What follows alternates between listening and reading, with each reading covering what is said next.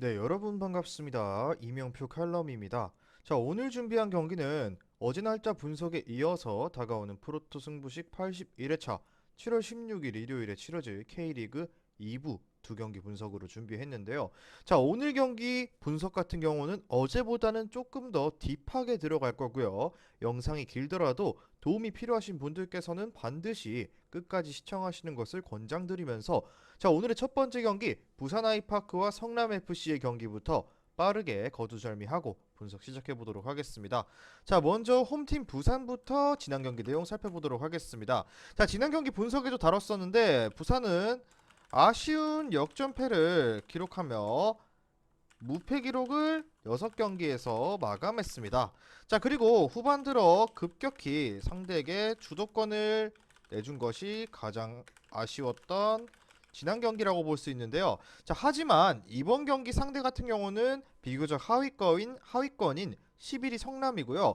자, 7위권 아래에 있는 팀을 상대로는 패배가 없는 부산이고요. 이번 경기 역시 지지는 않을 공산이 크다라는 것을 전제로 깔고 보시는 것을 추천드리도록 하겠습니다. 자, 최근 많은 데이터들이 부산에 손을 들어주고 있는데 우선 홈에서 성적이 괴랄한 부산이라고 보여지는데요. 자, 8경기를 치르면서 7득점에 그쳤지만 3실점만을 허용하며 패배를 단 1패를 허용한 것이 부산인데요. 자, 그 정도로 최근 3경기 연속으로 득점에 실패한 성남에게는 이러한 원정 경기는 너무나도 높은 벽이라고 느껴졌고요. 자, 이한도를 중심으로 한 수비진의 합은 역시나 부산은 K리그 어느 팀과 견주어도 충분히 통할 것이라는 평가를 받고 있고요. 자, 팀적인 상성으로 봤을 때 부산에게도 충분히 좋은 기회들이 많을 것입니다. 자, 왜냐? 성남은 순위에 비해서 점유율을 많이 가져가는 유형의 팀인데 대체로 수비 라인이 높은 경우가 많다. 이는 부산의 먹잇감이 될 가능성이 충분하다라고 결론을 진짜 자, 그렇기 때문에 박진석 감독 체제 아래 헤매는 모습을 보여준 박정인을 이랜드의 김정환과 트레이드한 부산이기도 하고요. 자, 여러 가지 긍정적인 이슈들이 터져주고 있고 이번 시즌 득점까지는 없지만 박진석 감독 지도하에 있던 선수라는 점에서 기대되는 부분은 충분히 있다라고 느껴지며 여러 가지로 긍정적인 모습이 많은 부산이라고 정리하겠습니다. 자, 다음은 원정팀 성남입니다. 성남은 역시나 6경기째 승리를 거두지 못하고 있습니다. 자, 그리고 특히 지난 3경기에서는 득점조차 못했는데요. 자, 시즌 초반 좋은 모습을 보여줬던 크리스와 이종호의 부진이 치명적으로 다가오고 있고요. 그나마 지난 2경기 모두 실점을 허용하지는 않으면서 승점 1점을 적립했다는 점은 그나마 다행이라고 볼 수도 있는데요. 자, 성남 같은 경우는 이번 상대 부산의 수비를 뚫기에는 너무나도 역부족인 공격진인데요. 공격의 문제를 해결하기 위해서는 제주에서 진성욱이 임대로 영입했다. 그렇지만 아직 이는 팀에 녹아들지 못했고 여러 가지로 아쉬움이 남는 대목이라고 볼 수 있습니다. 자, 게다가 공격수인 이종호는 햄스트링 부상으로 몇 경기 결장이 예상되어지고 미드필더진인 이상민이 후방에서 무너지지 않고 패스가 잘 돌 수 있게 조율해주고 있다는 것이 위안거리라고 보여지는 성남이고요. 자, 무엇보다 6위 이상의 강팀에게 승리가 없다는 것도 주목할 부분인데요. 자, 부산이 하위 전력 팀들에게 강한 것을 고려했을 때 이번 두 팀의 매치업 결과가 어느 정도는 여러분들께서도 예상이 된다고 보는 것이 맞고요. 다만 상위 전력을 상대로 2점 차 이상의 패배가 단 한 차례밖에 없었다는 성남을 미루어 봤을 때 한 점 차 경기에 승부가 날 것으로 보여질 것이라 예상되면서 어느 정도 여러분들께서도 힌트를 얻었을 것이라고 생각되는데요.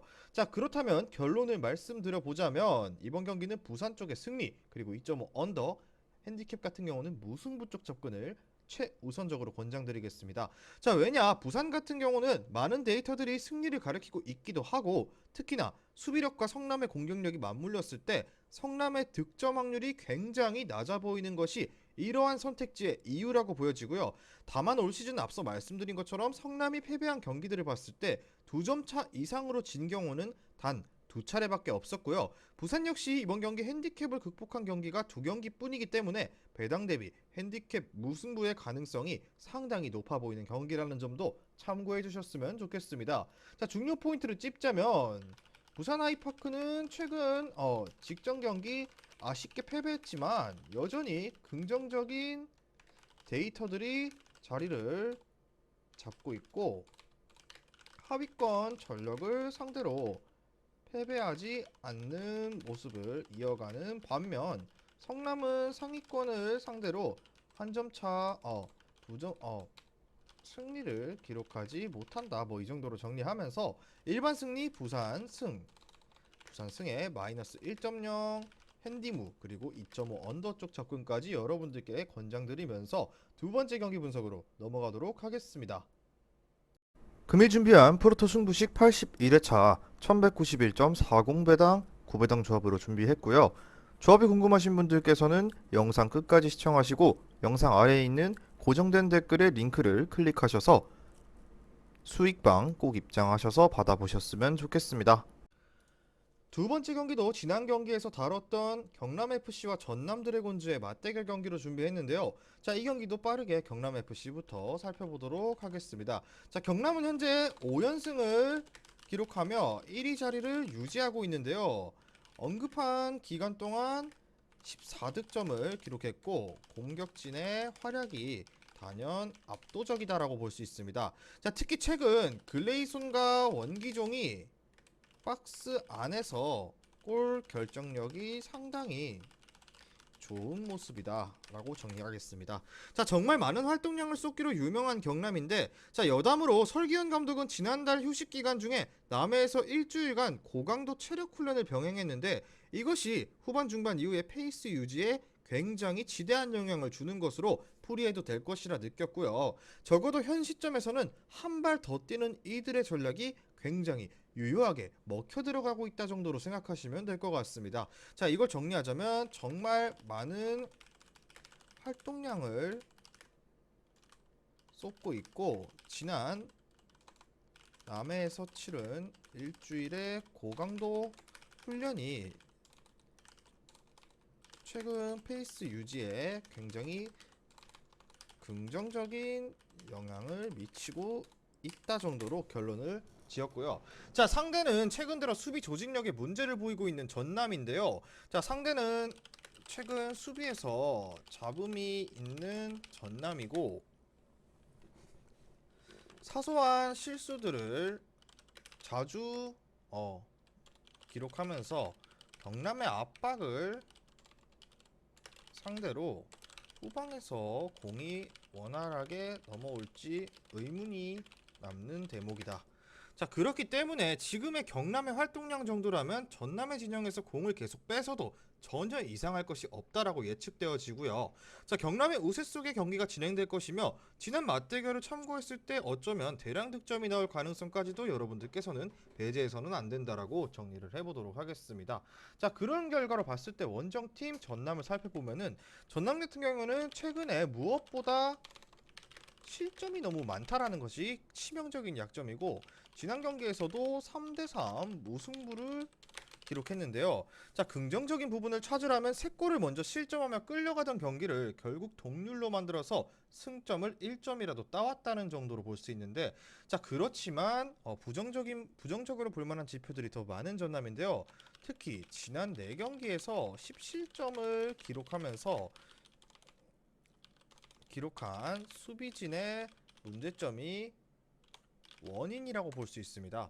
자, 특히 수비진의 이규혁이 맡고 있는 팀의 오른쪽이 계속해서 상대의 먹잇감이 되는 모습을 보여주고 있고 상대방에게 공간을 내주고 크로스를 허용하는 등 기량이 부족한 모습이 꾸준하게 나왔고요. 자, 전남의 우측 후방에서 상대의 유효한 공격들을 많이 허용했고 지난 경기에서는 골키퍼까지 패스 미스를 하며 실점하는 등 전체적으로 분위기가 어수선한 모습의 전남입니다. 자, 다만 공격진의 활약은 여전히 훌륭한데요.